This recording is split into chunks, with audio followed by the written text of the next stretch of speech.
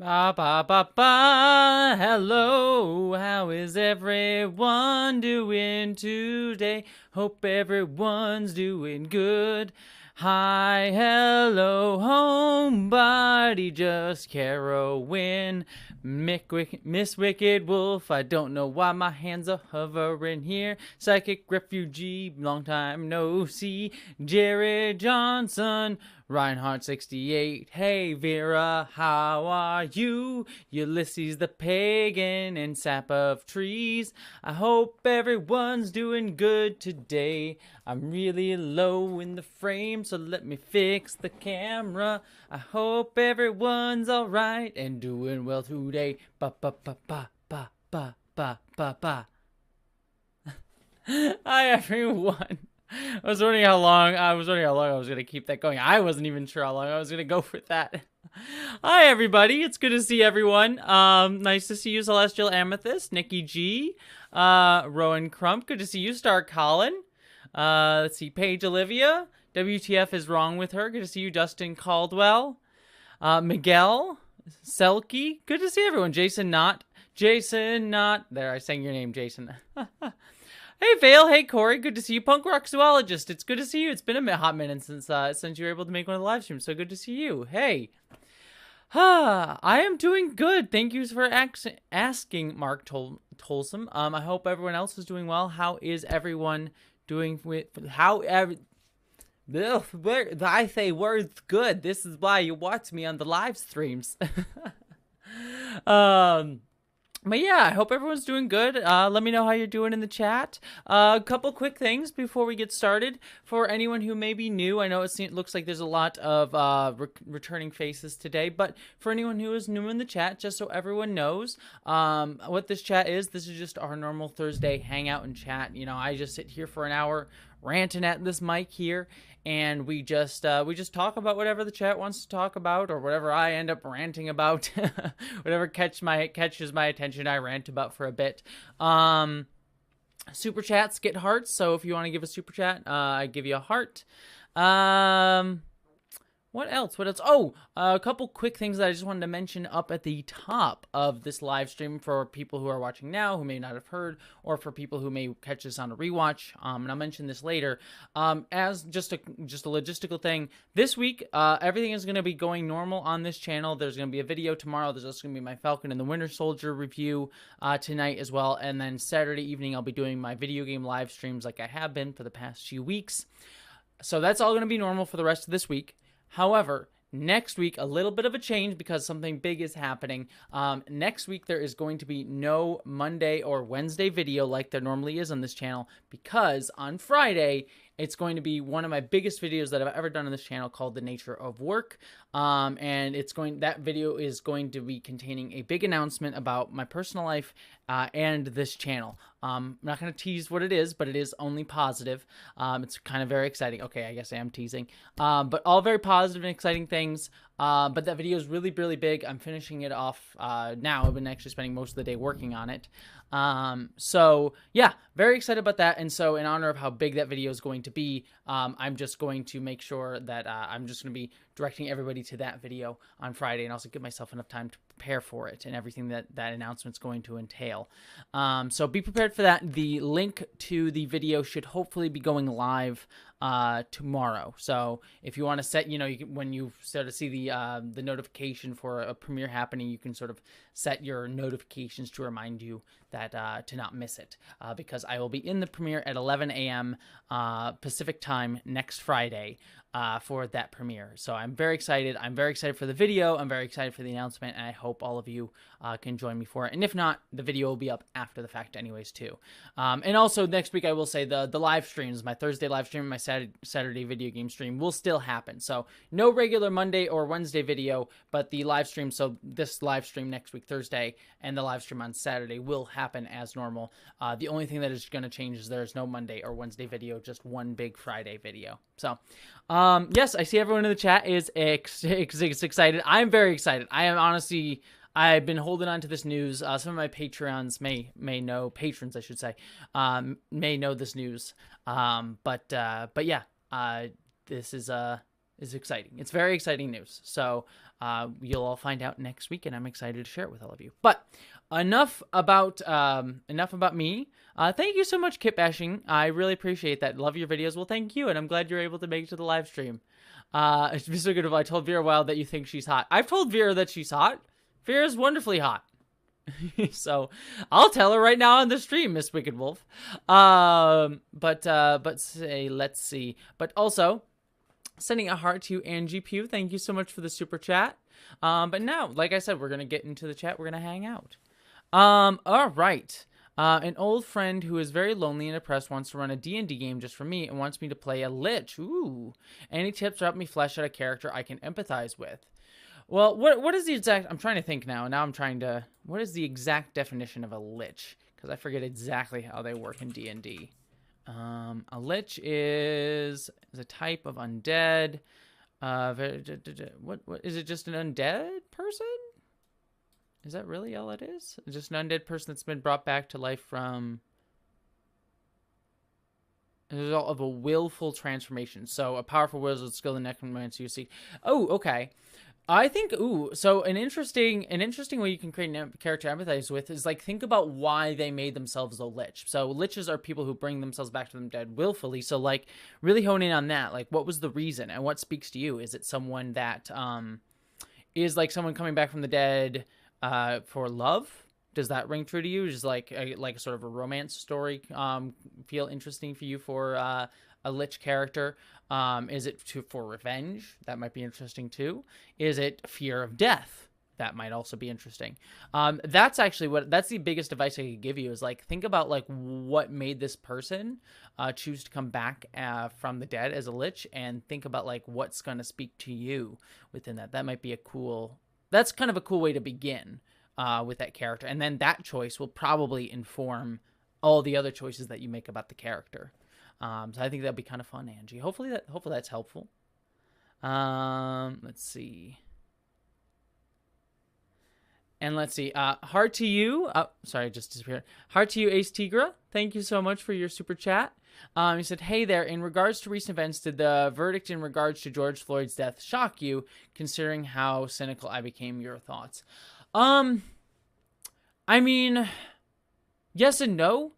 I mean, the problem, not the problem. Like, I am very glad that there was justice for George Floyd's death and Derek Chauvin getting convicted on all 3 counts, which was amazing. It was depressing to me to know that he was the first in Minnesota, the first white cop in Minnesota to be convicted of these crimes. That was deeply saddening to know that he was the first, despite there being, like, what was the statistic? Like, there's only been 21 cops convicted out of, like, 50,000 in the past, like, 5 years, 50,000 deaths by the police, which is staggeringly awful.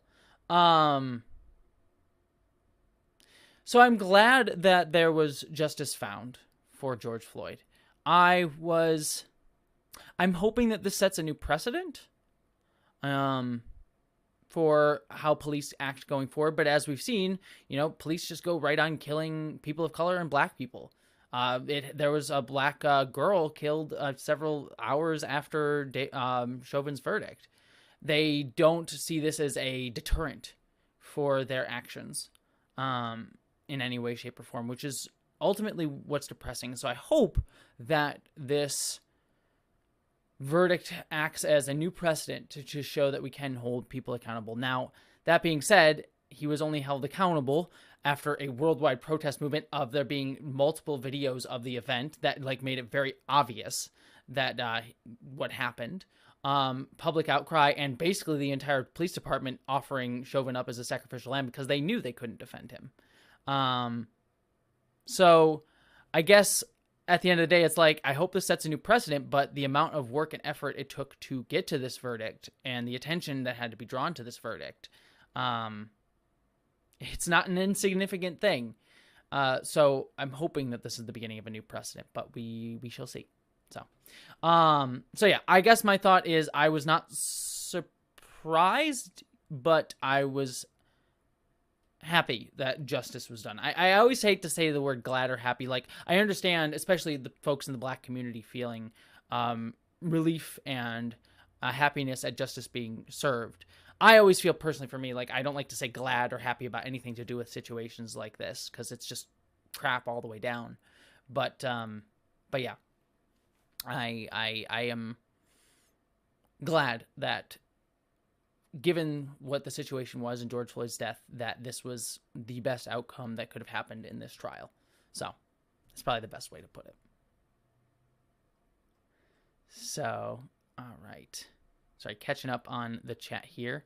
Just want to make sure. I know that topic can get very contentious. So I just want to make sure everyone's doing okay.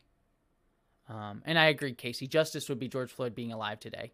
Yeah, the Nancy Pelosi's statement of, George Floyd sacrificing his life. That was, it was just clearly just stupid, just incredibly. He didn't sacrifice his life. Like, he's not sacrificing his life to get justice for the man who killed him. Like, that's not how that works. You don't sacrifice your life to get justice on the person who committed the act that caused you to, quote unquote, sacrifice your life. That's not how that works. Like, clearly she was trying to say something like his life wouldn't be in vain, but she just clearly does not understand the weight her words have, and how important that she gets that right.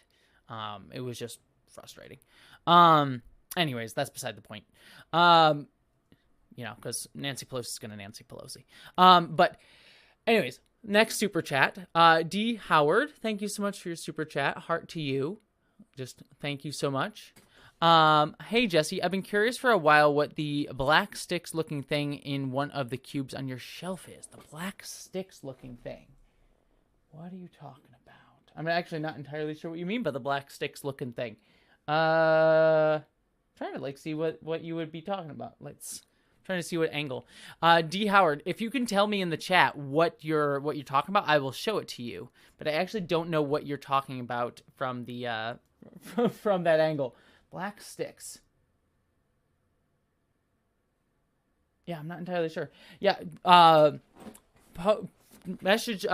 Tag me in a message, and hopefully I will be able to catch what you were talking about. So. And Looney 1023, my video tomorrow will be on the Next for Autism charity event. So if anyone wants my thoughts on the Next for Autism charity event, my video tomorrow on Friday is going to be about that. So in case anyone was wondering about that. But I'll look for D. Howard's comment in a second, but I'll move on quickly to the next super chat here. Jason Knott, thank you so much for the super chat. Heart to you. Let's see. You said, hey, Jessie, just watching Farscape and listening to What the Frell. On DNA Mad Scientist, I agree with you, not Council of Geeks. Gonna call out Council of Geeks while she's in the chat right here, that the star chart thing was contrived. I'm trying to remember. It's been a hot minute since because I think we recorded DNA Mad Scientist. That was way back in season 1. We recorded that way back over a year ago. Oh, gosh. We've been doing What the Frell for a year. That's a thought. Oh, hey, Nader Todd. I didn't see Nader Todd enter the chat, so good to see you. Bottom left shelf, maybe. Sorry, I'm trying to catch it and see if I can see D. Howard. But yeah, I'm trying to remember what your thoughts were. But thank you for listening to What the Frell. I'm trying to remember DNA Mad Scientist. What was that one? DNA Mad Scientist. That was season 1, episode 9. I remember that. It's an early season 1 episode. Promised to help the crew fund their homes, but may come with a price for Aaron in particular. Oh, right. Yes, okay. This is the one where the dude was gonna give them the star chart and he puts pilot DNA into Aaron. Right. Yeah, I remember that. Yeah, it was a weird thing. I was kind of confused. I remember being kind of confused by how that star chart thing was working and how that was something that they wanted to get or whatever. It was a weirdly contrived thing that I could, during our conversation, Vera, I think, explained it in a way that made sense to me. But, in the episode, it was not entirely clear why they would need a star chart. It was a little bit strange to me. Yeah, I do remember that, actually. So, thank you for agreeing with me and not council, because we all know if there's a disagreement, I'm the one that's right. That's always going to be true. Love you, Vera. I know you're in the chat. Let's see. Punk Rock Zoologist, thank you for the super chat. Heart to you. You said there's a really good D&D podcast called Escape from Selmo Plateau with a cleric necromancer character and a couple good aligned necromancer NPCs. Ooh, well, thank you for telling me that, punk rock zoologist, and maybe Angie Pugh can look at that podcast for some good suggestions. So, and I trust punk rock zoologist. Punk rock zoologist, many people may not know, does a wonderful podcast called The Vedic Assembly, which is a Deep Space Time podcast that I have appeared on once before. So, and is an absolutely wonderful and intelligent person. So I would trust punk rock zoologist's suggestion on that podcast. So I would check it out, Angie, if you're looking for good examples. Let's see. Adam Appel, apologies if I said your name wrong. Heart to you. Thank you so much for the super chat. You said, did you ever watch Straw Hat Goofy's TikTok video? I have not. So for those of you who don't know, I don't have a TikTok. I don't tick the talks as I am sure the youths are saying. That's how they put it. They tick the talks, as it were. I'm a dork. Anyways, but I don't actually have a TikTok because if you listen to the What the Frell podcast that I do with Vera, there is a sort of running gag we have on that where Vera is sort of like growing bigger and bigger in the TikTok sphere, and she's very close to getting 100K TikTok subscribers, or followers, or whatever they call them on TikTok. And when she hits 100K followers on TikTok, I will then officially download TikTok. So if you want me to join TikTok and to start figuring out what's going on over there, you should start following Vera Wild on TikTok and get her over to the 100K hump. So that is the deal. So I have not watched TikTok yet, I've seen like TikToks when they pop up on like Twitter and stuff, but rarely in any other capacity here. Let's see. I'm just looking. Did you post where the black sticks looking thing is? Sorry, I'm just trying to catch that. Left shelf, maybe. The only thing I can think of, just to make sure I do that. The only thing I can think of, and you're going to see my pajama bottoms here, caught in the headphones. The only thing I can think of that might be the black sticks looking thing here is it this right here? Might be this. Let's see. Let's see if I can get this out of here. This might be what you're talking about. I don't know if this is what you're talking about, but I'll show this off. Let me see what the camera sees here. So this is like a coin collection, like a Star Trek coin. Ooh, my hair. Oof, oof, oof. Look at that. This is like a coin collection thing. My mom got it for me for my birthday 3 or 4 years ago. It's like a nice, wooden box thing. USS Enterprise Gold Proof Collection. I didn't really, this isn't one of my favorite things, but it looks nice. But I've never cared for, coin collecting, but it's like little Star Trek coins that you can, pull out of here, so I can pull out a good one. I don't know if I can get one, but there's one for each of the main characters on Star Trek, and you can get there's a Scotty one. I don't know you can, if the camera's gonna zoom in on that or not, but you can kind of see what I'm talking about. Yeah, there you go. So yeah, this is what that is. It's a cool looking thing. It's not something I probably would have picked out for myself, but it's cool. All right.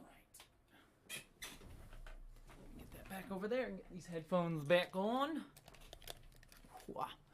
So, yeah, I thought it was pretty cool.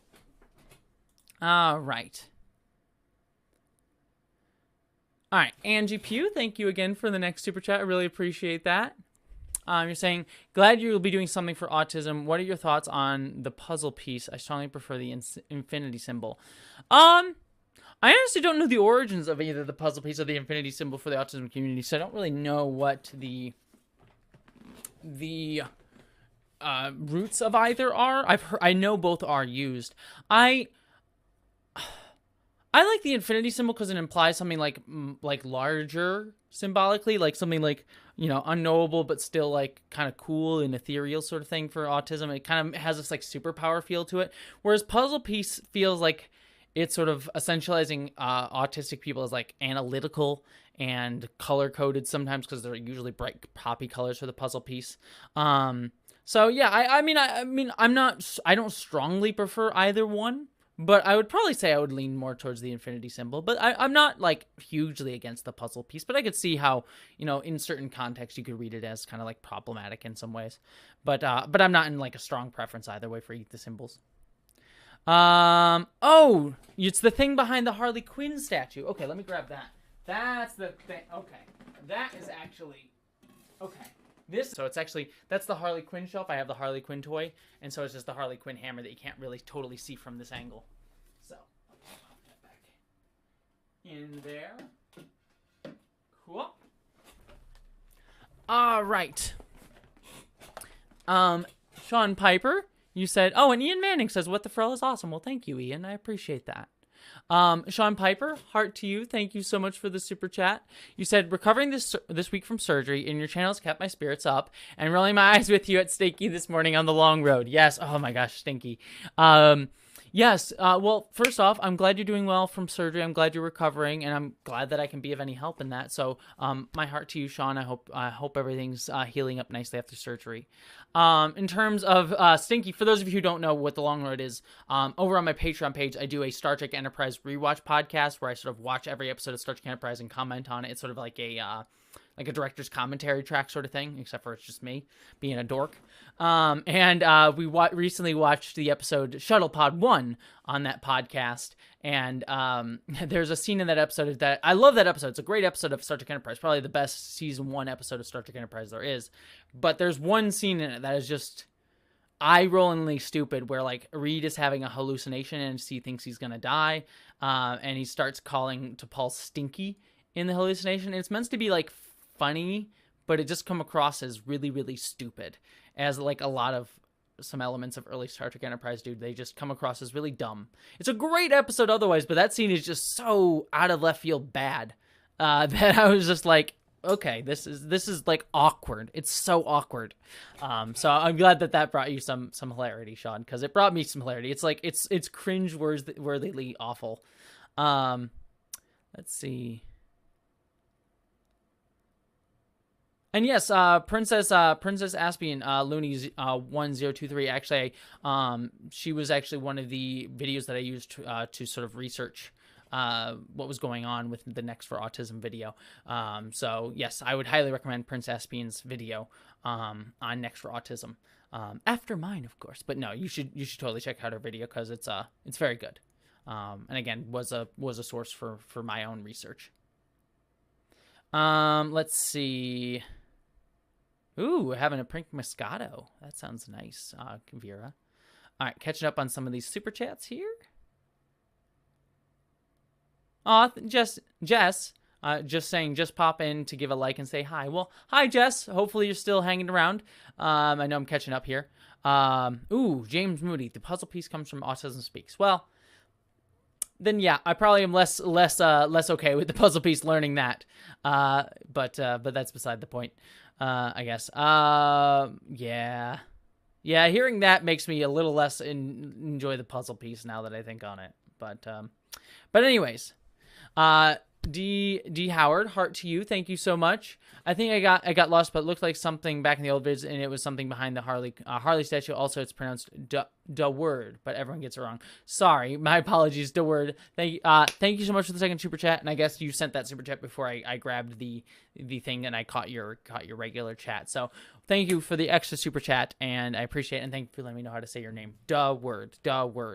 Apologies if I still screw that up in my brain. Sometimes it takes me a little minute to get people's names in chats correct because I'm not hearing it from other people. I'm sort of like, I'm stuck here in a room by myself and just seeing text. So apologies if I screw that up in the future, but I'm going to try and make sure I get that in my brain. Da word. Okay, let's see. Stephen Fenn, thank you so much for the super chat. Heart to you. You are lovely. It's good to see you. You said, hey, Jessie, finally managed to catch a live stream instead of listening to it tomorrow. Well, yay, welcome. Welcome, Stephen. Thank you so much for joining us. It's great to see you here. Love your videos. Keep up the good work. Well, thank you. I really appreciate that. Let's see. A couple other super chats here. Brandy Moon. Ooh, the quest for a maple stout continues. Sarah, you haven't gotten a good maple stout yet? Sarah, tell me when you get a good maple stout, Sarah Sweeney, because maple stouts are my favorite thing. They're the best thing in the world, and everyone should have maple stouts as long as they're a beer fan. You should totally get maple maple stouts. Anyways, that's an aside. I love maple stouts, and Sarah, I hope the quest goes well. Anyways, back to the super chats here. Heart to you. This is for Brandy. Sorry, Brandy Moon. Heart to you. You said, for me, the puzzle piece is intrinsically ableist. It came from the NAS in the UK from '63 because we suffer from a puzzling condition. Yeah, I can definitely see that, everybody. I can definitely see that being, yeah. See, this is why when I was sort of talking earlier, it's like I don't know the origins of these things. Some people say autism speaks. Some are saying the UK from the 1963 from puzzling condition. So yeah, I can definitely see the ableism in the use of the puzzle piece. Whereas the infinity symbol, I don't know the origins of that either, but I can sort of see that being sort of more of like a superpower, sort of like, yeah, we're sort of like, we don't fully understand sort of thing, but it feels like larger than life, as opposed to a puzzle piece, which can kind of feel like very dehumanizing in a way. But again, I don't know the origin of the infinity symbol either, so that might be also problematic in its own way, as most things are, to be fair. Carlisle the Cinephile, heart to you. Thank you. It's good to see you, Carlisle. Kelvin timeline recast of the Next Generation crew. Go. Oh gosh. I don't know if I can do that all right now. I mean, definitely I would love to see James McAvoy do Picard. I think he would do a really good Picard. Or bring, depending on when you do it, Tom Hardy, I still think could do a good Picard. I don't think they would because Nemesis was so bad, but honestly, giving him better material, I think Tom Hardy could do a great Picard, to be frank with you. I'll just see if I can pick some Data. You know who would be an interesting choice? I would find, like, Danny Pudi. I might be saying his name wrong, but he played Abed on Community. I'm probably terribly mispronouncing his name, but I love him. He's great on Raven's Quest right now. Mythic Quest, Raven's Banquet, if you watch that show, also very good. He might be an interesting choice for Data. I would actually really like him to. I think he would be a really, really good Data. To be very honest with you. A couple other choices. Let me see. I'm always bad at casting, so I need to, like, instantly think of someone. Oh man, I'm trying to connect people's. I'll leave it at those two, and I'll sort of like I'll come back to it as the live stream goes on, Carlo the Cinephile, because I'm always bad at fan casting. It's not something I'm like immediately good at because I can never remember like actors who I immediately want off the top of my head. Geek Filter, heart to you. Thank you so much for the super chat. He's saying, Shuttlepod 1, or as we call it now, we're making sure you know Malcolm is straight. Cringy episode for that reason. Yeah, there's a lot of, like, Reed is dating a lot of women in that episode. And I do remember there was, like, some talk of Reed possibly being gay. And I forget if it was the studio or if it was the actor himself who said, no. I don't think the actor would have been totally against Malcolm Reed being gay, but then again, I remember reading that somewhere, so I don't want to put any misinformation out there, but I know there was talk of Malcolm Reed being gay from somewhere, and it was shot down from somewhere else. My surprise wouldn't be it was Rick Berman. If I learned that, I would not be shocked at all. But yeah, no, it's a great episode, but yeah, there are some cringy elements in it, which, I mean, almost every episode of Enterprise has some cringy elements, whether it's a great episode or not. But yeah, that is definitely that episode's problem. Reinhardt 68, good to see you. Heart to you. You said, your opinion, there are states that are saying parents who let their children transition could be seen as abuse. It's just more transphobia. Yeah. I think it's just more transphobia. I think that the idea, for those of you who don't know, I've done a video on the one in Texas that I think sounds like it's died. I don't know if it's officially dead yet. But there are many bills in across the country that are attempting to outlaw mainly transgender youth getting access to things like puberty blockers and trans-affirming healthcare, which is horrible on its own face. The Texas bill was particularly gross because it would then take it a step further and saying any parent that sought out that treatment for their child to get trans-affirming healthcare would be considered child abusers and might have their child taken away from them, which is particularly disgusting. As I said in that video on the Texas bill that I did last week, in case anyone wants to find it, as I said in that bill, there's an element of me that understands where people come from believing that puberty blockers are bad for children. I think differently. I think there's enough science to show that they aren't bad for kids. I think that we use them for other non-trans kids. For like there are many different reasons that kids will go on puberty blockers, not even for just gender-related reasons. And so, you know, if you're singling out trans kids in that sort of like healthcare, then it is just transphobia, because you're not saying like, oh, no, it's not everyone who has to go off puberty blockers. It's just trans people. Targeting trans people in that way is transphobic, and it sort of outlines and highlights that that's what the intention actually is. If your issue was with puberty blockers overall with the legislation, then wouldn't you want to just stop puberty blockers, period, for everybody? But to say puberty blockers for trans affirming healthcare, that's literally just targeting trans people, and that sort of displays the logic on display, that it really is just about targeting trans people to sort of galvanize voters against the trans community in order to like sort of culture war nonsense thing. Like, really, the whole thing is not necessarily looking at the facts. So there's a lot of science that says puberty blockers aren't harmful, and also that anyone who goes on puberty blockers are typically The other thing too, yeah, the people who go on puberty blockers are typically not just doing it on a whim. They usually are talking with their parents, talking with their doctors, talking with their therapists. It's not something that on a Tuesday I just go out and just decide like, hey, I want to be on puberty blockers.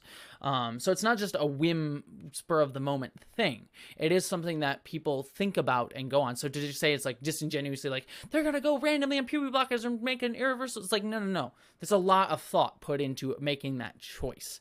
So there's that element of it too. And then the third element of it is that the way that these lawmakers phrase this bill and the way they proposition this bill to their base is they often say like, oh, they want to try, they're targeting puberty blockers in the letter of the bill, but how they sell the bill is saying, and this is not something I've really talked about in those videos, but it is sort of like how they share it, is that, oh, they want to like make trans people get irreversible surgeries.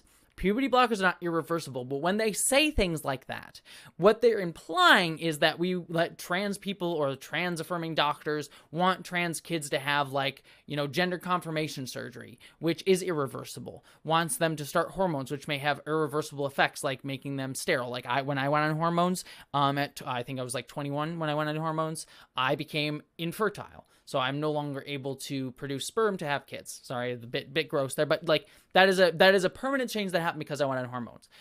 But no one is advocating for those things for kids. You know, I believe in most areas of the United States, if not all areas of the United States, and the guidelines say that gender-affirming gender-affirming surgeries, irreversible surgeries like vaginoplasty, like I got, you need to be 18 to be able to consent to that. So kids would not be making that choice. Adults would be making that choice. Yes, you can go through the steps to start the process of having the surgery before you're 18, but you wouldn't be able to get the surgery until you are legally of age to consent to many other things as well. And again, that also requires a therapist to approve those surgeries. So again, it's not like you're just willy-nilly just going in to do it. Same thing with hormones. Hormones, I believe you can start at 16, 17. Again, it depends on the state area and laws and stuff like that. But generally, no one's saying like a 14-year-old should like start hormones without that sort of thing. So, you know, they are much older when they're doing it. So, and again, there's usually a lot of people talking to them. So this whole idea of the way they frame this is sort of like, it's sort of straw manning what trans people are actually saying and what trans people are actually asking for with this legislation. It's really gross in that whole element, and it's just disingenuous in so many different ways. And so in my opinion, it is just transphobia. I understand where some emotion from it can come from if people don't fully understand the issue, especially people who are just reacting emotionally to the information that they're given from lawmakers who are intentionally lying about this stuff. But I do think that the laws themselves and the intention themselves by those putting forth these laws are transphobic. So, let's see. Catching up on some super chats here. Luna Lovin, good to see you. I love that profile name, by the way. Heart to you. And yeah, Jaylee Bakley, sorry, I just catching you saying my nails are trans colors. Yep, my nails are the trans flags. One of my patrons suggested that to me, so I like the idea so much. So the pink's a little bit hot for the trans flag, but I still like it. You say, hey there, I think it would be fun for you to do a totally different kind of video, maybe like different hairstyles that you love from Star Trek. Yeah, I mean, I I have to think about that, because I do want to try and like do different things, try new different things. I don't want to keep doing the same different type of thing. But the thing, unfortunately, with YouTube, especially since like this is something that I'm trying to like, you know, help pay the bills in my life with, I have to kind of be careful with like how the algorithm treats me, because if I suddenly go completely to the left field or right field or do something completely weird or different, that will sadly sometimes sink me in the algorithm, which could hurt my channel overall. And considering that this is part of like how I pay my bills, I kind of have to be careful about that sort of stuff. It sucks, and I hate that it pigeonholes me that way. And there are ways that I'm hoping to, you know, expand it. Again, we'll talk about that. I don't want to give away too much, but there are ways that I can get around some of that, and maybe some in the potential future.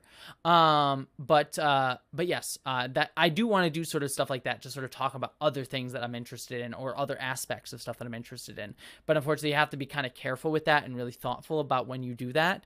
If you're someone who is paying the bills with YouTube, because you don't want to go so far afield that it's going to sort of kill you in the algorithm. It's sort of one of those like catch-22 sort of things that's kind of frustrating.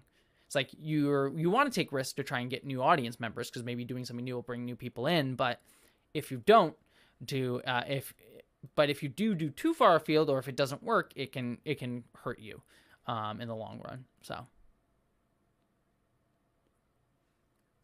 heart to you, Halford XYZ. Heart to you. I appreciate your super chat. You're saying shout out and thanks for all you do from a trans woman Trekkie in Texas. Well, thank you very much. I'm glad, and I hope you're doing well, and I hope you're staying safe, Halford XYZ. I know being a trans woman in Texas right now can be difficult, as for all the reasons that we already talked about earlier. But thank you, and I'm glad that you're here, and welcome to the chat, and thank you for the super chat. All right. Hontas Farmer, heart to you. I appreciate your super chat. Thank you. Just keep up the good work, even with your blasphemous placement of DS9. I assume you're referring to my earlier video of this week where I ranked all my Star Trek shows. And look, I heard a lot of flack for that. Some people got vehemently angry about that. But like as I said in the video, number one, I put Deep Space Nine at number 3. And I said right before that I would place any of those top 3 at difference. Like those top 3 are all basically equal in my mind. And yes, I put it at number 3, but it would change any other day. So I had that asterisk in the video itself. And also I was just talking about what it meant to me. And I think Deep Space Nine means a lot to me, especially the character of Jadzia. But I think Lower Decks and Enterprise both either hit me harder or mean a lot more to me for varying different personal reasons that I get into the video. So yeah, I love Deep Space Nine. Don't get me wrong. I hold it in pretty much equal esteem as Lower Decks and Enterprise. But yeah, just for the ranking of the video, which is arbitrary anyways, that is where I placed it. But Hontas, thank you so much for your super chat. And yeah, let's see. Stephen Fenn, heart to you. Thank you so much for your super chat. I appreciate you being here. You said, it was because of you that I learned I was asexual. Oh, sorry. I keep catching other things. I apologize. I should focus on the one thing that you're looking at. Have you thought about doing a video on ace representation? Yes, I have, and I do want to do a video on ace representation. In fact, there's like a document that I have on Google Drive that's like a list of just ideas for videos that I want to do, and that is on there. So I will get to it eventually. But if I do that, I am not asexual. So if I did do that, I would want to try and see if I can work with somebody to talk about that, and so sort of finding an ace person to sort of discuss and have a conversation with about that, or at the very least find like a sensitivity reader, or sensitivity sort of someone to like look over it to make sure I get everything right. So if there's not anyone I can find who wants to be in the video itself, at the very least make sure I'm including members of the ace community in that video's creation in some way, shape, or form, to make sure that it's not just me ranting about it, because that would be inappropriate of me, I feel. So yeah, I think, yeah, I have thought about it. I do plan on doing it. It is a list on there, but there's a lot of stuff that I need to like work out to be able to make sure I do it the justice that it deserves. But yes, I do want to talk about it because I do feel like the asexual community, it does get forgotten quite a lot, and often gets forgotten the harm and the marginalization that they can feel quite often, because I feel like we ignore that asexual people also face a lot of stigma and danger as well. You know, I even encountered one of my ex's roommates. We were just hanging out one day, and she was a trans woman, or is a trans woman, I should say, and started going off about how she feels that asexual people shouldn't be included in the LGBTQ community, which I thought was particularly atrocious, because she felt that asexual people aren't discriminated against or hurt, which is BS. I don't want to get too dark into it too, but there are ways that asexual people are harmed in that is particular to the asexual community, as well as just potential for being harmed as, you know, they intersect with any other marginalized community. Like asexual women still face the harassment and abuse that women face. So, or if they are transsexual, oof, that's a word I didn't intend to use. Transsexual, that popped out of my mouth weirdly. Transgender, if they're transgender, and they might face marginalization for being transgender as well. Not to, by the way, I should say not to hate on the word transsexual if that's how you use yourself, but I tend to use the word transgender. I find transsexuals just, in my opinion, to be somewhat antiquated, so I'm not entirely sure why it popped out of my brain there, but just want to be clear. Nothing against the term necessarily, especially if that's how you apply it to yourself, but for my mind. Catching up on some super chats here. Let's see. My chat keeps jumping down, and then I have to pop back up. Let's see. Von Tux, thank you so much for the super chat. Heart to you. He said, hello, what do you most want to see in Discovery in the upcoming season by the end of the series?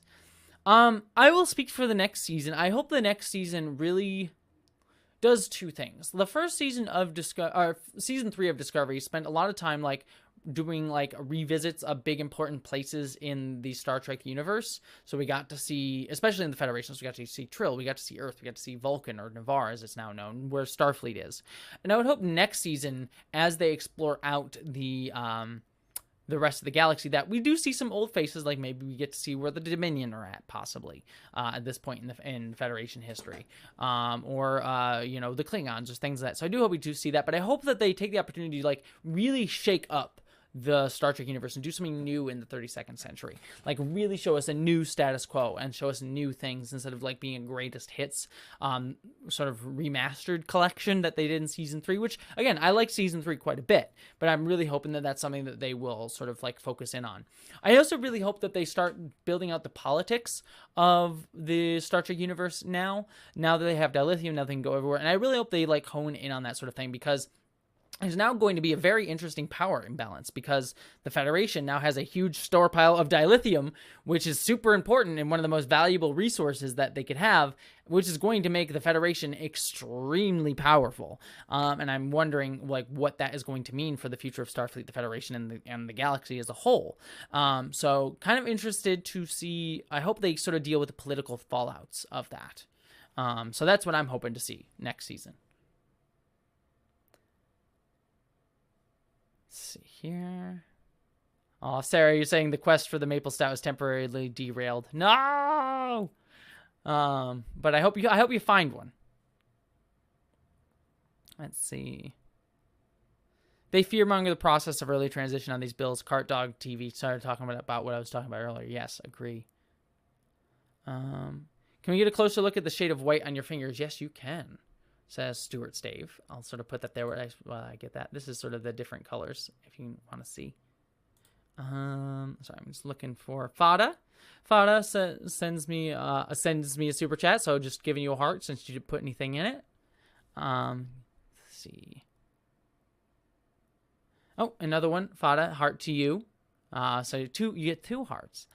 You said, hey, Jessie, what do you think of doing a live stream tonight at 2 a.m. so we can all watch the NASA's Dragon Crew 2 launch on NASA TV? Well, while I appreciate that, I will be dead at 2:45, so I do not think that a live stream at me at 2:45 would be of any use to anybody. I'd be like, huh? Sure, NASA. Yay. I appreciate the thought, but yeah, sadly, no. I will be too tired. Plus, I'll also be doing my Falcon and the Winter Soldier review then, so around that time. So I'll be sort of tired after doing that too. So I appreciate the thought, and I'm glad you want to hang out with me. But yeah, that's a little bit too late for me to be doing anything. So even though I am a late owl. Let's see.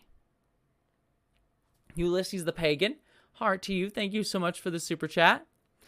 You said, curious about your opinion on Cisco poisoning the Maquis planet in the episode For the Uniform and his actions against assassinating Vrimac in The Pale Moonlight. Is it hypocritical, his disdain for Section 31? I mean, yes. I mean, it is somewhat hypocritical, his disdain for Section 31, but I think his distinction would be that the actions that he did in For the Uniform and in The Pale Moonlight, and by the way, I can understand his actions in The Pale Moonlight. I'm less forgiving of his actions in For the Uniform. I feel like that was totally unjustified, what his actions were in For the Uniform.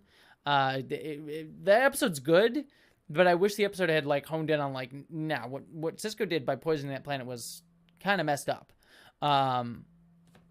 But anyways, yeah, so there is a slight distinction in his actions. The assassination of Vrimac, I'm a little bit more forgiving on, because number one, he didn't know that was the intention. He was planning on lying to the Romulans to get Vrimac, and also there was this sort of sense of like bring the Romulans into the war, which, not to necessarily justify it, but I understand the logic of that a little bit more than like the Maquis planet one was just sort of like him he like poisoned a whole planet because he had vendetta against one dude, which is much different than like sort of like lying to someone in a wartime scenario in order to help them to your cause that you know for a fact is just and would cause the enslavement of the entire quadrant if you lose. So there is they're both morally gray for sure. But anyways, I feel like while it is hypocritical, for sure, of his disdain for Section 31 while also doing morally gray actions himself, I think his distinction, the way he would sort of justify it in his brain would be, like, his actions in those situations were justified by the specific situation, and he knew in those moments that he was crossing a line, that he was going to try to hold himself to not cross again, and he was also willing to sacrifice himself for the greater good. But Section 31 always does that because they live in that mindset of being sort of a nefarious group. They will always be the ones most likely to do the dark thing instead of actually trying to take the best action. The other actions that Cisco took, it was like he tried everything he could to try and do it the right way and was kind of forced by the situation to do it the way he had to do it and tried to reduce the loss of life as best he could in those situations. Whereas Section 31 was just sort of like, they're like, well, we could do it the diplomatic way, but this is the lot easier way, and this will guarantee things rather than sort of like hedging our bets. We can guarantee that the Romulans won't fight us if we do this by killing these people, as opposed to like, well, maybe we could get it diplomatically. And so I think that's what his distinction would be in those situations. All shades of morally gray, for sure. But I think that would be his distinction. Catherine Lambeth. Well, thank you so much for this super chat. Heart to you, and thank you for saying you love the nails. I love them too. Let's see. Yeah, I agree. We're Angie Pugh, LGBTQIA asterisk plus gatekeeping is unfortunate. It tends to go down just tends to go down the alphabet, like even the way we order LGBTQIA is like sort of like saying like, the sexualities are more important than, transness because it's at the end. So we just put it at the end. Then there's Q, then there's I, then there's A. And there's sort of like this hierarchy of, LGBTQ identity. And so that's sort of a problem. Like you see log cabin Republicans, for example, like conservative gay men often throwing trans people and trans rights under the bus because now they don't have to, like, gay rights have been sort of generally recognized by the larger public in the United States, and because of that, there's no, not saying this again, this is not a hard and fast thing, but there's just a feeling by some gay men that like, oh well, we don't need to care about trans people because we got ours and screw them, and they didn't help us anyways, which isn't true because trans people always fought for gay rights. They helped start many of these things. Pride was started by a trans woman of color. Do not forget that. But or at least Pride Month was set up by a riot that was sparked by a trans woman of color. But yeah, so there's this weird hierarchy and sort of forgetting of like community within the LGBTQ community sometimes. We see the same thing with TERFs. TERFs are kind of that too. They're not all TERFs are this, but a lot of TERFs are lesbians. There's a large sort of like overlap between like lesbians and TERFs. I'm not saying all lesbians are TERFs, by the way. That's highly incorrect. But a lot of TERFs are lesbians. And so that's sort of like is the same thing. It's like lesbian turfs are like, well, we don't need to hear about trans people, because it just sort of like the more marginalized someone is within the community, the more likely they are to be sort of forgotten by people who are less marginalized with the community. Same thing you see with I mean, it happens in so many groups. Same thing you see with white feminism. Like white cis women will often, not often, again, asterisk. Some white cis women will often forget the issues faced by black women, because they are white, and will only focus on issues that affect them specifically, and instead of understanding that feminism should be focused on trying to fight for everyone's rights, but especially the most marginalized. So yeah. Brandy Moon, heart to you. Appreciate you. The next super chat you said, for all of us tired souls, what is your way to combat stress and burnout? I will say part of that question will be answered in my video next Friday, to tease that a little bit. So if you want to hear my full thoughts on that, watch that video. Some healthy things that I do, I think it's good to make sure that you set boundaries for yourself in your life, being like, I am not going to work past this time at night or something like that. Because the problem, especially now that we've all gone to work from home, or at least a lot of us have gone to work from home, is like there's always this feeling that oh, we can do one more thing. We can work late. We can go a little bit longer. But it's like, no, make sure to set specific boundaries for when you're working and when you're not. That's incredibly important, to set yourself specific boundaries. Beyond that, I would also say, make sure you always have an outlet. Like mine, for me, is playing video games. I like to try and play video games, and I have specific video games that I play that like de-stress me. Like Sonic Adventure 2 is a game that I just like. I know I can get like a dopamine, like I can beat that game. It's really easy for me, but I still get a rush of playing it. And so it's like I get the sense of like completion and the dopamine hit of like, oh, I completed something, and that sort of relaxes me. So I think setting boundaries and also like allowing yourself to like do something that you know is relaxing you, and making that very clear for yourself, I think is just it's an important part of combating stress and burnout. And then I'll say the rest of that question will be answered, or at least a good portion of that question will be answered in next Friday's video, to sort of tease that. Making sure I didn't miss any more super chats. So I'm catching up on a few things here. Alex Marie says, how do you deal with right-leaning people who tell you you need to look at both sides? You tell them there was no voter fraud. I mean, that's a hard question. I mean, I'm not entirely sure to answer it either. To be frank with you, I would say for a question like that, Alex, I mean, this is the constant problem whenever you sort of frame things as one side or the other. It's like you're lending validity to the other side by framing it as an us versus them sort of thing. So it's not like when you argue trans people have rights and you have the other side be trans people don't have rights, you're inherently putting like on equal footing the fact that trans rights are up for debate, which they aren't. They should not be. Like trans rights are trans rights and they're human rights, and they are not up for debate. Whether no matter how much like laws want to change that. So when you have that sort of thing, it's like we need to hear both sides. It's like the thing I would say is like, no, you don't need to hear both sides, because both sides aren't necessarily equally valid. What you should do is say, instead of starting from like, here's this side, let's listen to both, tell your friends or people who are sort of like feeling that way. It's like, let's start from the base, like, let's start from the beginning. Let's start from, instead of like, let's hear both sides of the argument, let's start from like a scientific point of view.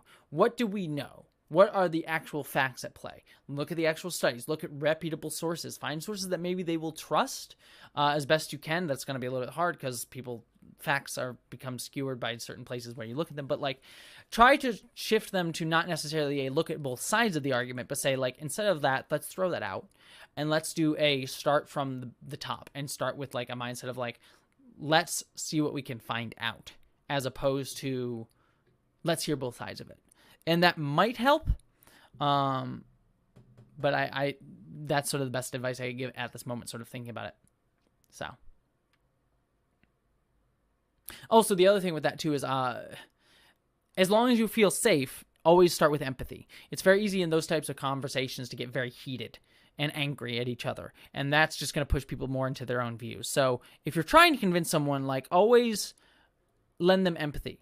And even give deference. Like, I will sometimes cede points on things that are inconsequential. Like if I'm having an argument with somebody and they start going off on something else, I'm like, yeah, no, that totally makes sense to me. And then you sort of steer them back, because what you're doing is then you're like saying like, oh, like, yeah, I'm not disagreeing with you on everything. You have a good point there.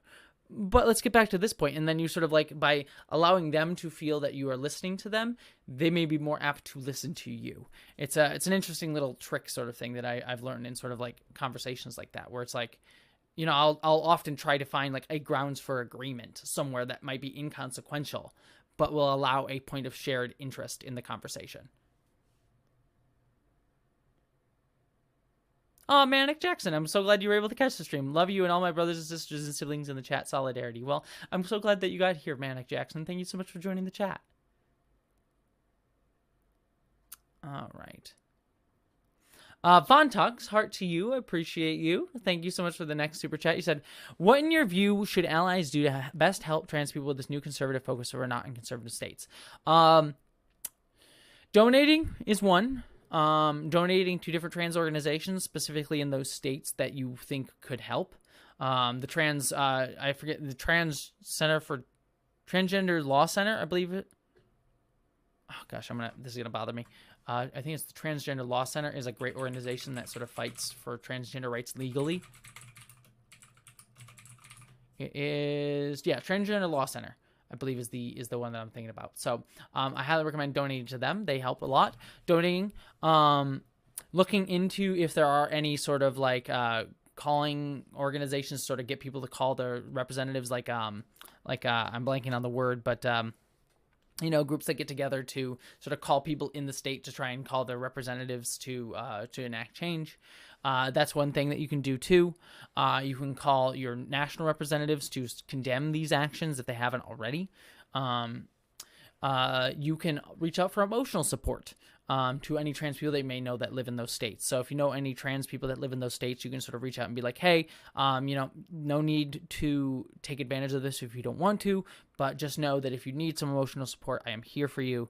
And it's an open, my texts, my tweets, whatever are open for you if you need that. Don't demand that you be the shoulder to cry on, but sort of offer yourself up and say like, hey, look, you can take it or if you want to, you can leave it if you want to, but if you need me, I am here for you to talk to. That's always super appreciated in any way, shape, or form. So that would be some of my immediate advice. So, baby girl Roberta, thank you so much for the super chat. Heart to you. Appreciate that. Let's see. Tara Mouth. Apologies if I say that wrong, but heart to you. Thank you so much for your super chat. You say, thanks for everything you do. You are lovely. Well, thank you very much. And you say, how do you stay so positive? Well, the answer is number one, I don't always stay so positive. You know, I mean, even last week in a video, my trans video in Texas, I wasn't exactly super positive on that, though I tried to be constructive. The truth is, I'm not always positive. I stay, you know, I get depressed. I've had a lot of issues with depression throughout my life, even to this day. It's not always sunshine and roses, but with my content, like the stuff I make here, I always aim to end every video, if not positively, but constructively. That's my goal. Not every video will achieve that, but my goal with every video, with my writing and my content creation is like, I'm not going to make things just put out in the ether and be angry or upset. If I want to put something out there, I want it to be constructive in the world. And so with that goal in mind, that really helps me. Honestly, there's been a lot of times where I've made videos and like the act of forcing myself to hold to that rule of being positive and constructive helps me find the positivity and the constructive nature in it. Whether even just be educating about the issue is the constructive thing that I can do in that moment. So that's how I stay positive, by kind of like holding myself to that rule and kind of finding the positivity. And the other thing too is I think it's just part of who I am to a degree of, you know, this is something that I've talked about before. Star Trek, in many ways, I know I over-relate to it sometimes. Again, welcome to me being on the autism spectrum and hyper-fixating on things. But because I hyper-fixated on Star Trek when I was a kid, it gave me this sense that the world was inevitably going to get better. I didn't necessarily believe Captain Kirk was going to be born one day and everything, like the Federation was going to happen. But, it lended me this idea that, like, the world will eventually get better if we believe in ourselves. And we believe in community and each other and connection and the diversity of people. And that became sort of part of my core. It became part of who I am. You think of that movie, the Pixar movie, Soul, like one of those little things. And that would like make up who I am would be like the belief that the world would get better, that human beings are intrinsically good. That's just part of me. And the world sometimes tries to prove me wrong in that. But I don't think that that's something I'll ever be able to eliminate about myself. That's what I really, truly believe, in the goodness of other people. That I think, despite how crappy the world may get, most of us are good people who care about each other. I deeply, deeply believe that. And I think that's always what pulls me through the hardest times. And that's what kind of makes me stay positive, is just looking to that mindset of believing that people are good. And I think the act of staying positive is it's in many ways, I don't want to oversimplify it, but in many ways it is kind of a choice. And it's one that you have to nurture in a lot of ways. Like I said, I don't always stay positive, but you kind of have to be like, well, I can look at it negatively. I can look at it positively. And I'm going to choose to look at it positively because that's what's going to help me in this moment. And that's just me. I'm not, crapping on anyone who is negative. There's a need for that in some cases. Negativity can be helpful in some cases. I mean, I look at like someone like, Stephanie Sterling. They do a great job on their channel talking about the issues facing the video game industry, but they're generally, sometimes they are, but they're generally not always positive. But that negativity that they bring to some of the issues and the sort of like fatalism that they bring to some of these issues sometimes, and not to say always, but sometimes that can be motivating in its own way. That's just not how I motivate myself or how I wish to use my content to motivate people. I like to engage in positivity, and that's not a judgment on people who do differently. That's just how I like to leverage my content. That's how I like my voice to add to the world, because that's who I am. I'm a person who likes to look positively at the world. And so thinking about that, that's just what I like to do. And all of you, like, knowing that, like, sorry, I'm ranting on this too long, and I do want to keep going with the chat. I apologize. But knowing that I'm making stuff for other people and having a conversation with other people just helps me hold myself accountable to that. It's like, I don't want to, I could, when I'm in a dark mood, I could go out on a video and be like, I hate everything. It sucks. I could do that. But knowing that, like, other people would watch that and other people would listen to that, I don't want to put that out in the world. That's not who I am. That's not what I want to be known for. And again, that's not to judge anyone who does. There's legitimacy in that. But it's not who I want to be. And so that's always like, it's like being held accountable by all of you in a way. Like, accountable may be the wrong word, but like knowing I'm having a conversation with all of you just makes me think about that. Anyways, I've lingered on this question for a little bit, but it was a good question. So I want to catch up with the chat here. Is that the last super chat? Or nope, a few more. Okay. Keep missing it, but I want to quick check and see. I'm trying to. Civil rights are never up for debate. Agree, Robert Smith.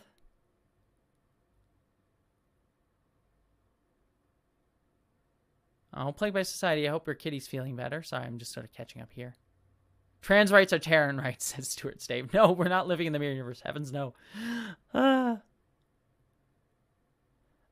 Stuart Stave, if Bashir and Garrick were to introduce a third, who would it be? Oh, O'Brien. Come on. I mean, Garrick would probably be against it, but Bashir... come on. Be O'Brien. Let's see. Homebody, Jessie, Gender, and Council Geeks, thank you for the sanity. Really bless you both. Yes, thank you very much. I appreciate you, and thank you for being so kind. And also, heart to Council of Geeks and Homebody. Council of Geeks is lovely. BJ Rosen, love your ability to empathize even with people who want to dehumanize you. We got your back. Well, thank you, BJ Rosen. I appreciate that. And yeah, again, that goes back to the positivity thing. I try my best to empathize with people. And I will say empathy, there are limits to empathy. And my empathy. And also, I will say, there are things that I have learned with my being empathetic. I am someone who is a very empathetic person. And I don't say that to it as like, look at me, how empathetic I am. Like, empathy can be used incorrectly. You know, sometimes I feel like I may empathize too much with the people who do try to dehumanize me, and less sometimes with people who are more like, you know, if I try to give equal empathy to, this goes back to that debate thing, right?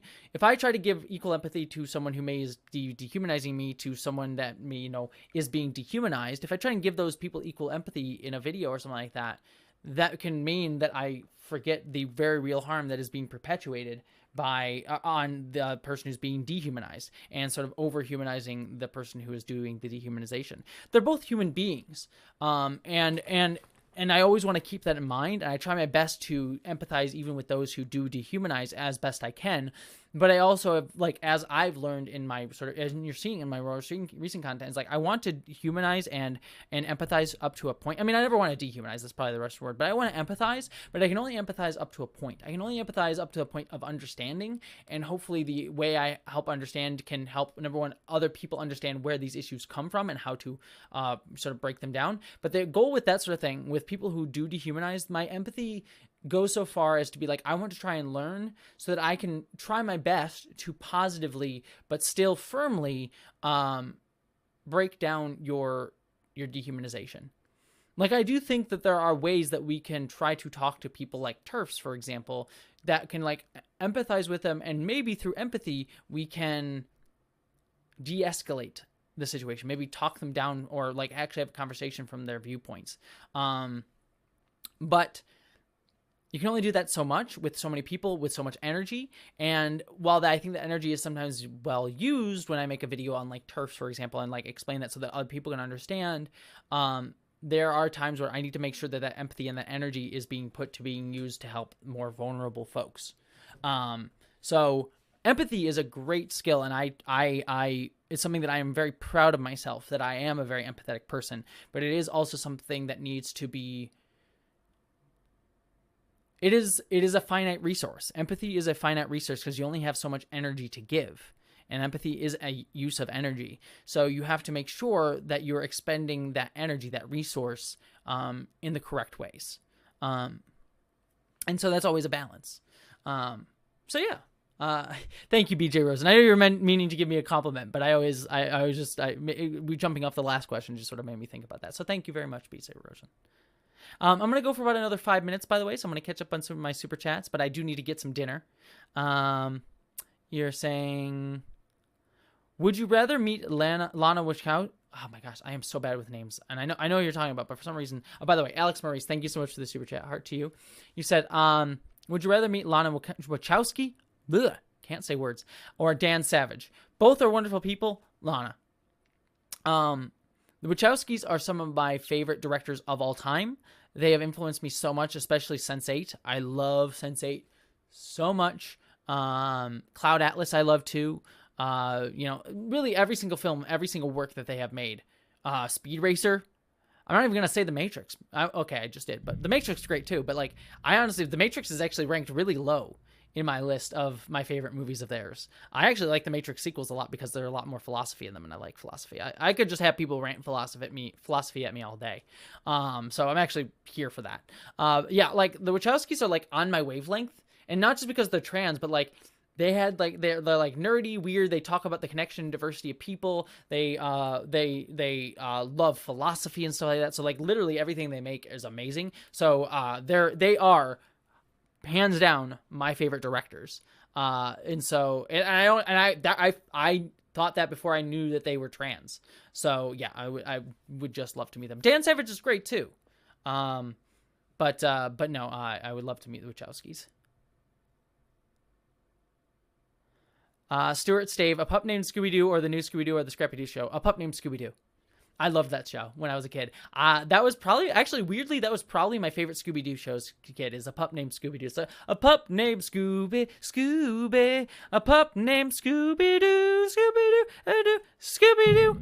I loved A Pup Named Scooby-Doo. It's probably, I haven't gone back to watch it as an adult. It probably does not hold up as much as I remember, but I loved A Pup Named Scooby-Doo, so I will always pick that. Jessie, we see that Bucky's arm. Oh, right. Prodigal Z Son. Thank you so much for your super chat. Heart to you. Let's see. Oh, have a good night. What the fuck is wrong with her? I appreciate you being here. You said you see that he has an e-stop button. Do you think that Wakanda also has put other capabilities in there that we haven't seen? Thoughts? Probably. I mean, I would be shocked if they didn't. I think it'll only become relevant if it becomes relevant to the story. But you know, I would not be shocked, especially if it becomes story relevant at some point. I would not be shocked if that happened. So yeah, probably. Maybe they can control it at some point. Maybe we'll see that in the finale tonight. We'll see. We shall find out. I see we're talking about cheese, goat cheese. I don't know how we got on cheese. I missed some stuff in the chat, but we're talking about cheese. So my favorite cheese, if anyone knows, goat cheese. Goat cheese is great. Love goat cheese. Blue cheese is also up there too. Feta is also up there too. Like the creamier the cheese, the happier I am. Let's see. A couple more super chats. All right, I'm gonna catch up with the super chats, and then I think I might end the evening. Everybody. So Brandy Moon, heart to you. Thank you so much for the super chat. Everyone's mom has to go to sleep. However, I want to make an exit by saying a candle in the dark won't light the room, but it will find the switch. I like that. That's a good quote. Thank you so much, Brandy. Derek, thank you so much for the super chat. Heart to you. He said, I have spent the last year learning how to approach conflict with patience and compassion. Having a community that can be honest, laugh, and be joyful together is also so important. Yes, exactly. Thanks, Council of Geeks Bound as well. But yes, thank you so much, Derek. Yeah, I think it is important to be joyful. Like, you know, we talk about harder topics, but I always want to try and make sure. And I was even thinking about this yesterday. I never want to lose the ability to just find joy in the world. Like, my joy is important to me. It's sometimes harder to find at different times in the world, but you know, I want to make sure that this is a channel in this community that also focuses on finding joy in stuff.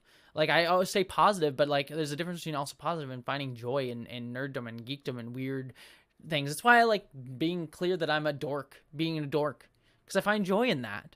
You know, I'm never going to be someone like, to pick some examples, like ContraPoints or Philosophy Tube, like Abigail Thorne. They have like this confident regalness to them. And while I can sort of like put on that confidence for the situation and video, and I'm not unconfident in my dorkiness, but you know, who I am is just a weird dork, because that's what brings me joy. And you know, that's just who I am. And so that's just what I would like to put out into the world. So yeah, I think it's important to be joyful. Lisa, thank you so much. Have you ever thought about doing a deep dive on Wolf? Probably, but again, I would have to like prepare myself mentally for that. Doing stuff on turfs can be really rough. So doing something on WOLF is, would require some emotional energy that at the moment I do not have. So probably would be, I'm not against doing it, but yeah, it might take a little bit of time. Stephen Fenn, thank you so much. Appreciate your super chat. Heart to you.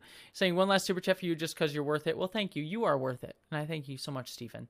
I was talking about Super 8. Super 8 is great. Let's see. Baby girl Roberta, heart to you. Thank you so much for the super chat. Your next super chat. You said your videos have really helped me. Thank you. Well, thank you. And I appreciate your super chat, and I'm so glad I was able to help. Jessie says, thanks, heart to you. Thanks to the live stream. Makes being stuck in bed sick much more bearable. I'm hard. You're sick. I'm sorry you're sick. That came across really weird. I'm sorry. I'm sorry you're sick, and I hope you're feeling better. I'm glad that I was able to help you. So yay.